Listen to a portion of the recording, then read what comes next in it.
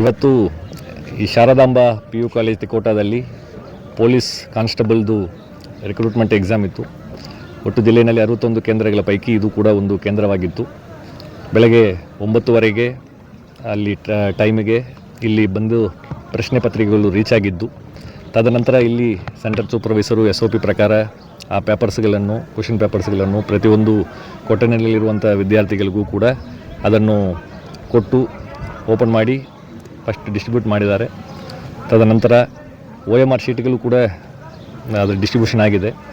ಆ ಸಂದರ್ಭದಲ್ಲಿ ಕೆಲವು ವಿದ್ಯಾರ್ಥಿಗಳು ಅವರಿಗೆ ಕೊಟ್ಟಿರುವಂಥ OMR ಶೀಟ್ನಲ್ಲಿರುವಂಥ ನಂಬರು ಮತ್ತು ಪ್ರಶ್ನೆ ಪತ್ರಿಕೆಯಲ್ಲಿರುವಂಥ ನಂಬರು ಹೊಂದಾಣಿಕೆ ಆಗ್ತಾ ಇಲ್ಲ ಅನ್ನುವಂತಹ ಒಂದು ಕಾರಣ, ನಾವು ಪರೀಕ್ಷೆ ಬರೆಯಲ್ಲ, ಇದು ಒಂದಕ್ಕೊಂದು ತಾಳೆ ಆಗ್ತಾ ಇಲ್ಲ ಅಂತ ಹೇಳಿ ಕೆಲವು ಜನರು ಆ ಪ್ರಶ್ನೆ ಪತ್ರಿಕೆ ಎಲ್ಲ ಮಾಡಿ ಹೊರಗಡೆ ಬಂದುಬಿಟ್ರು.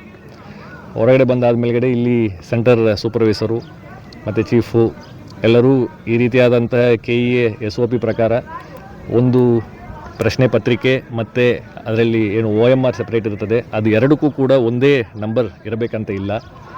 ಕ್ವಶನ್ ಏನು ಪೇಪರ್ ಇರ್ತದೆ ಅದರಲ್ಲಿ ಬೇರೆ ಬೇರೆ ವರ್ಷನ್ ಕೋಡ್ ಇರ್ತದೆ, A1 A2 A3 B1 B2 B3 ಅಂತ ಹೇಳಿ.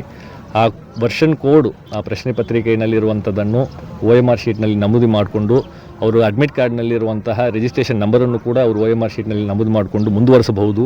ಯಾವುದೇ ರೀತಿಯಾದಂಥ ಟ್ಯಾಗಿಂಗ್ ಆರ್ ಬೈಂಡಿಂಗ್ ಇಲ್ಲ ಕ್ವಶನ್ ಪೇಪರ್ಗೂ ಮತ್ತು OMR ಶೀಟ್ಗೆ ಅನ್ನುವಂತಹ ಮಾತನ್ನು ಹೇಳಿದ್ದಾರೆ.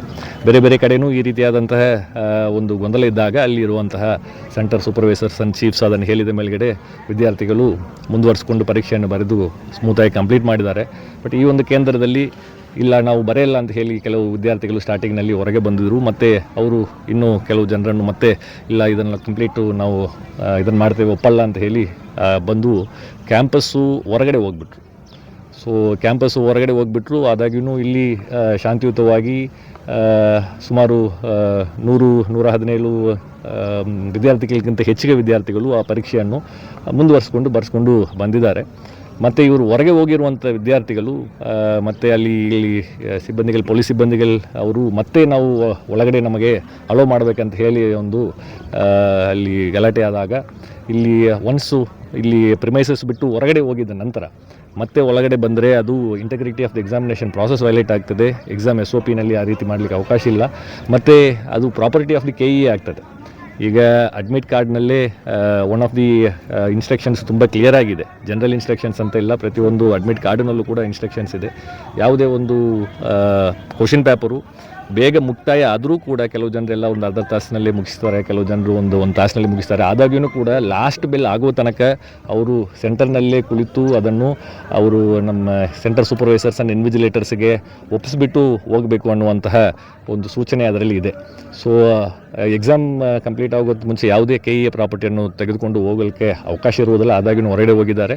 ಹೊರಗಡೆ ಹೋಗಿ ಮತ್ತೆ ಇಲ್ಲಿ ಎಕ್ಸಾಮ್ ಬರಿತಾ ಇರುವಂಥ ಕ್ಯಾಂಡಿಡೇಟ್ಸ್ಗಳಿಗೆ ಅವರು ಪ್ರಾಬ್ಲಮ್ ಕ್ರಿಯೇಟ್ ಮಾಡುವಂಥ ರೀತಿಯಲ್ಲಿ ಮತ್ತೆ ನಾವು ಒಳಗಡೆ ಬರ್ತೇವೆ ಅಂತ ಹೇಳಿ ಸ್ವಲ್ಪ ಗೇಟನ್ನೆಲ್ಲ ಪುಷ್ ಮಾಡಿ ಗಲಾಟೆ ಆಗುವಂಥ ಸಂದರ್ಭದಲ್ಲಿ ಪೊಲೀಸ್ ವಿತ್ ಮಿನಿಮಲ್ ಫೋರ್ಸ್ ಅದನ್ನು ಹ್ಯಾಂಡಲ್ ಮಾಡಿದ್ದಾರೆ. ಸೊ ಅದಾದ ನಂತರ ಎಕ್ಸಾಮ್ ಪ್ರಾಸೆಸ್ಸು ಅವ್ರಿಗೇನು ಈ ಒಂದು ಕಮೋಷನ್ನಿಂದ ಅವರಿಗೆ ಟೈಮ್ ಡಿಲೇ ಆಗಿದೆ, ಆ ಟೈಮನ್ನು ಕೂಡ KEA ವತಿಯಿಂದ ಒದಗಿಸಿಕೊಟ್ಟಿದ್ದಾರೆ. ಅದರ ಪ್ರಕಾರ ಇಲ್ಲಿ ಎಕ್ಸಾಮ್ ಬರೀತಾ ಇರುವಂಥ ಕ್ಯಾಂಡಿಡೇಟ್ಸು ಎಕ್ಸಾಮ್ ಪ್ರಾಸೆಸ್ಸನ್ನು ಸಂಪೂರ್ಣಗೊಳಿಸಿ ಆ OMR ಶೀಟ್ಗಳನ್ನು SOP ಪ್ರಕಾರ ಹೀಗೆ ಸೆಂಟರ್ ಚೀಫ್ ಆ್ಯಂಡ್ ಇನ್ವಿಜಿಲೇಟರ್ಗೆ ಕೊಟ್ಟಿದ್ದಾರೆ. ಅದು ಆನ್ವರ್ಡ್ ಪ್ರೋಗ್ರೆಸ್ಸು ಮುಂದೆ KEAಗೆ ಅದನ್ನು ಕಳಿಸ್ಕೊಡುವಂಥದ್ದು ಏನು ಪ್ರಾಸೆಸ್ ಇದೆ ಅದು ನಡೀತದೆ. ಸರ್, OMR ಶೀಟು ಕ್ವಶನ್ ಆಯಿತು ಅಂತ ಹೇಳ್ತಾರೆ. ಇಲ್ಲಿ ಅದನ್ನು ಕೆಲವು ಕೊಠಡಿಗಳಲ್ಲಿ ಆ ರೀತಿಯಾದಂಥ ಆರೋಪಗಳಿದೆ, ಡಿಲೇ ಮಾಡಿದ್ದಾರೆ ಅಂತ ಹೇಳಿಬಿಟ್ಟು ಕೊಡುವಂಥದ್ರಲ್ಲಿ ಡಿಲೇ ಆಗಿದೆ ಅಂತ ಅದನ್ನು ಚೆಕ್ ಮಾಡಿದ್ದೇವೆ. ಬೆಳಗ್ಗೆ 9:30ಗೆ ಇಲ್ಲಿ ಕ್ವಶನ್ ಪೇಪರ್ ಬಂದಿದೆ. ಕ್ವಶನ್ ಪೇಪರು ಕೂಡ ಪ್ರತಿ ಕೊಠಡಿಗೂ ಕೂಡ ಅವರು ವಿದ್ಯಾರ್ಥಿಗಳು 4 ಜನರು ಸೈನ್ ಮಾಡಬೇಕು, ಅವ್ರ ಪ್ರೆಸೆನ್ಸ್ನಲ್ಲೇ ಅದನ್ನು ಓಪನ್ ಮಾಡಬೇಕಂತ ಏನು SOP ಇದೆ ಅದರ ಪ್ರಕಾರ ಇಲ್ಲಿ ಮಾಡಿದ್ದಾರೆ.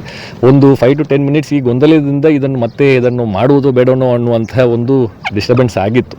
ಬಟ್ ಏನೇ ಆಗಿರಲಿ ಆ ಡಿಸ್ಟರ್ಬೆನ್ಸು ಆ ಡಿಲೇಗೆ ಏನಿದೆ ಅದಕ್ಕೆ ಹೆಚ್ಚುವರಿ ಸಮಯ ಕೊಡಲಿಕ್ಕೆ KEAದವರು ನಿರ್ದೇಶನ ಮೇಲ್ಗಡೆ ನಾವು ಅವರ ಅವಕಾಶವನ್ನು ಕೊಡಬೇಕಾಗಿತ್ತು, ಅದು ಕೊಟ್ಟಿದ್ದೇವೆ. ಬಟ್ ಒನ್ಸು ಎಕ್ಸಾಮ್ ಹಾಲ್ ಬಿಟ್ಟು ಕ್ವಶನ್ ಪೇಪರನ್ನು ತೊಗೊಂಡು ಹೊರಗಡೆ ಹೋಗಿದ್ದಾದ ಮೇಲ್ಗಡೆ ಮತ್ತೆ ನಾವು ಅವರನ್ನು ಮತ್ತೆ ಒಳಗೆ ಬಿಡುವಂಥದ್ದು it is violation of the exam integrity. ಆ ರೀತಿಯಾದಂಥ ಯಾವುದೂ ಅವಕಾಶಗಳಿರಲ್ಲ. It is completely in violation of the SOPs. ಮುಂದೆ ಏನು ಸರಿ ಮುಂದೆ ಈಗ ಏನು ರಿಪೋರ್ಟ್ ಇದೆ ಈ ಘಟನೆಯನ್ನು ರಿಪೋರ್ಟ್ ಆಗಿ ನಾವು ಸಬ್ಮಿಟ್ ಮಾಡ್ತೇವೆ. ಎಷ್ಟು ಗಂಟೆಗೆ ಏನಾಗಿದೆ ಅಂತ ಡೀಟೇಲ್ ರಿಪೋರ್ಟು ನಾವು ಕೊಡ್ತೇವೆ. ಮತ್ತು ಇಲ್ಲಿ ಏನು ಪರೀಕ್ಷೆ ಬರೆದಿದ್ದಾರೆ exam integrity with reference to the candidates already ಯಾರು ಇಲ್ಲಿ ಎಕ್ಸಾಮ್ ಬರೆದಿದ್ದಾರಲ್ಲ ಅವ್ರಿಗೆ ಏನು ಧಕ್ಕೆ ಉಂಟಾಗದ ಹಾಗೆ ಅವರು ಶಾಂತಿಯುತವಾಗಿ ಎಕ್ಸಾಮ್ ಬರೀಲಿಕ್ಕೆ ಇಲ್ಲಿ ಎಲ್ಲ ಬಂದೋಬಸ್ತನ್ನು ಸೂಕ್ತ ವ್ಯವಸ್ಥೆಗಳನ್ನು ಮಾಡಿಕೊಂಡು ಪೊಲೀಸ್ನವರು ಕೊಡ್ತಾ ಇದ್ದಾರೆ. ಕೊಟ್ಟು ಈ ಎಲ್ಲ ಪ್ರಾಸೆಸ್ಸು ಸುಗಮವಾಗಿ ಕಂಪ್ಲೀಟ್ ಆಗಿದೆ. ಕ್ಯಾಮ್ರಾ ಇದೆ ಎಲ್ಲ ಬ್ಲಾಕ್ನಲ್ಲೂ CC ಕ್ಯಾಮ್ರಾ ಇದೆ. ಎಲ್ಲ ಬ್ಲಾಕ್ನಲ್ಲಿ ಇರುವಂಥ CCTV ಕ್ಯಾಮ್ರಾವು ಕೂಡ ವೆಬ್ಕಾಸ್ಟಿಂಗ್ ಆಗ್ತಾ ಇದೆ. ಆ ವೆಬ್ಕಾಸ್ಟಿಂಗ್ ಲಿಂಕನ್ನು KA ಅವರು ಕೂಡ ವೀಕ್ಷಣೆ ಮಾಡ್ತಾ ಇದ್ದಾರೆ. ಯಾವುದು ಇಲ್ಲಿ ಎಲ್ಲ ಕೇಂದ್ರಗಳಿಗೂ ಏನು SOP ಇದೆ ನಿನ್ನೆನೇ ಅದನ್ನು ಟ್ರಯಲ್ ರನ್ ಮಾಡಿಬಿಟ್ಟು ನಮ್ಮ ವೆಬ್ಕಾಸ್ಟಿಂಗ್ ನೋಡಲ್ ಆಫೀಸರ್ ಟೀಮು ಪ್ರತಿಯೊಂದು ಕೊಠಡಿನಲ್ಲಿ ಇರುವಂಥದ್ದು ಕೂಡ ಅದನ್ನು ವೀಕ್ಷಣೆ ಮಾಡ್ತಾ ಇದ್ದಾರೆ. ಸೊ ಇನ್ಫಾರ್ಮೇಷನ್ ಬಂದ ಕೂಡಲೇ ಅದನ್ನು ಅಡ್ರೆಸ್ ಮಾಡಿಕೊಂಡು ಅದನ್ನು ಇನ್ಫಾರ್ಮೇಷನ್ SOP ಅನ್ನು ತಿಳಿಸಿ ಸಾಕಷ್ಟು ಕಡೆ ಈ ರೀತಿಯಾದ ಡೌಟ್ಸ್ಗಳನ್ನು ಕ್ಲಿಯರ್ ಮಾಡ್ಕೊಂಡಿದ್ದ ನಂತರ ವಿದ್ಯಾರ್ಥಿ ಒಪ್ಪಿಕೊಂಡು ಪರೀಕ್ಷೆಯನ್ನು ಬರೆದು ಮುಂದುವರೆದಿದ್ದರು. ಯಾರೂ ಹೊರಗಡೆ ಬಂದಿದ್ದು ಇಲ್ಲ. ಸೊ ಒಳಗಡೆ ಫುಲ್ಲು ಜಾಮರ್ ಇತ್ತು. ಸೊ ಸಾಕಷ್ಟು ನನಗೂ ಕೂಡ ನೀವೆಲ್ಲ ಕಾಲ್ ಮಾಡ್ತಾ ಇದ್ದಿರ್ಬೋದು.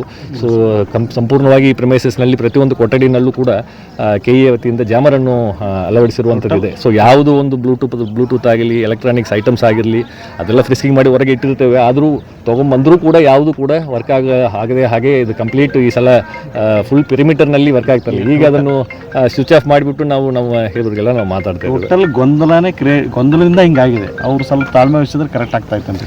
ಎಸ್, ಅದು ಪ್ರಯತ್ನ ಅಲ್ಲಿ ನಡೆದಿದೆ. ಅಲ್ಲಿ ಸೆಂಟ್ರಲ್ ಇನ್ವಿಜಿಲೇಟರ್ಸ್ ಅಂಡ್ ಸೂಪರ್ವೈಸರ್ ಅವ್ರಿಗೆ ಏನು ಮಾತಾಡಿದ್ರು ಮತ್ತು ಅವ್ರು ಏನು ಅದನ್ನು ತಿಳ್ಕೊಂಡು ಯಾಕೆ ಅದನ್ನು ಒಪ್ಪಲಾರದೆ ಅವರು ಹೊರಗೆ ಹೋಗಿದ್ದಾರೆ ಅನ್ನುವಂಥದ್ದು ಗೊತ್ತಾಗ್ತಾ ಇಲ್ಲ. ಬಟ್ ಏನೇ ಇರಲಿ ಅಡ್ಮಿಟ್ ಕಾರ್ಡ್ನಲ್ಲಿ ಏನು ಸೂಚನೆಗಳು KA ನಾವು ಕೊಟ್ಟಿದ್ದಾರೆ ಅದನ್ನು ಕಟ್ಟುನಿಟ್ಟಾಗಿ ಎಲ್ಲರೂ ಕೂಡ ಪಾಲನೆ ಮಾಡ್ಕೊಂಡು ಹೋಗಬೇಕಾಗ್ತದೆ. ಯಾಕಂದರೆ ಇಲ್ಲಿ ಮಲ್ಟಿಪಲ್ ಸ್ಟೇಕ್ ಹೋಲ್ಡರ್ಸ್ ಇರ್ತಾರೆ. ವಿದ್ಯಾರ್ಥಿಗಳಿರ್ತಾರೆ, ಸೆಂಟ್ರಲ್ ಸೂಪರ್ವೈಸರ್ಸ್ ಇರ್ತಾರೆ, ಪೊಲೀಸ್ ಸಿಬ್ಬಂದಿಗಳಿರ್ತಾರೆ, ವೆಬ್ಕಾಸ್ಟಿಂಗ್ ಟೀಮ್ನವರು ಇರ್ತಾರೆ, ನಾವು ಇರ್ತೇವೆ. ಬಟ್ SOP ಅನ್ನುವಂಥದ್ದು ಎಲ್ಲರಿಗೂ ಯೂನಿಫಾರ್ಮ್ ಆಗಿ ಇರುವಂಥದ್ದು. ಎಕ್ಸಾಮಿನೇಷನ್ ಪ್ರಾಸೆಸ್ ಇದು ಯುವಕರ ಒಂದು ಭವಿಷ್ಯದ ವಿಚಾರ ಇರುವುದರಿಂದ ಇದರಲ್ಲಿ ಯಾವುದೇ ರೀತಿಯಾದಂಥ ಕಾಂಪ್ರಮೈಸು ಅಥವಾ ಇಂಟಗ್ರಿಟಿ ಕಾಂಪ್ರಮೈಸ್ ಮಾಡಲಿಕ್ಕೆ ಅವಕಾಶ ಆಗೋದಿಲ್ಲ. ಈ ರೀತಿಯಾದಂಥ ಘಟನೆಗಳು ಆದರೆ ಏನು ಮಾಡಬೇಕು ಅನ್ನುವಂಥದ್ದು ಕೂಡ SOPನಲ್ಲಿ ಸ್ಪಷ್ಟವಾಗಿರುವಂಥದ್ದು. ಅದರ ಪ್ರಕಾರ ನಾವು ಕ್ರಮ ಕೈಗೊಂಡಿದ್ದೇವೆ.